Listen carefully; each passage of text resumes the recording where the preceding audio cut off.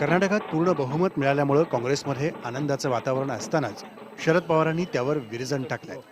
कर्नाटकातल्या विजयानं काँग्रेसनं हुरळून जाण्याआधी पुढच्या निवडणुकाही आहेत हे लक्षात ठेवा असं सुचवत शरद पवारांनी काँग्रेसला पुणेरी हिसका दाखवला. एका निवडणुकीच्या निकालानं आता पुढचा रस्ता मोकळा झाला या निष्कर्षाची येणार नाही. आगामी लोकसभा त्रिशंकू असेल असा शरद पवारांचा होरा आहे. त्यामुळे काहीही करून राष्ट्रवादीच्या खासदारांची संख्या पवारांना वाढवायची आहे. त्यामुळेच मुख्यमंत्र्यांच्या निर्णयांना आव्हान द्यायला राष्ट्रवादीनं आता सुरुवात केली आहे. आधी राष्ट्रवादीच्या राज्यमंत्र्यांनी मुख्यमंत्र्यांना पत्र लिहून म्हाडाच्या घरांच्या किमतीला विरोध केला. मुख्यमंत्र्यांनी प्रतिष्ठेच्या केलेल्या एलबीटी संदर्भात मंत्री गटाची स्थापना करा अशी मागणी करत उपमुख्यमंत्री अजित पवारांनी मुख्यमंत्र्यांच्या निर्णयाबद्दल अविश्वास दाखवलाय.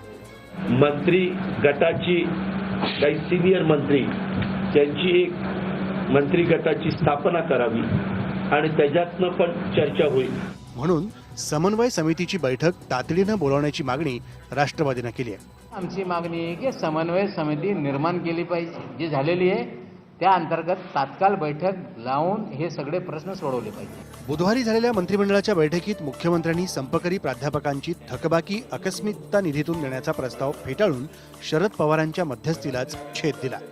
राष्ट्रवादीनं सुरू केलेल्या कुरघोडीच्या राजकारणाला काँग्रेसही प्रत्युत्तर देत असल्यामुळे हा वाद आता निवडणुकांपर्यंत चिघळत जाईल हे स्पष्ट आहे. आशिष जाधव, IBN लोकमत, मुंबई.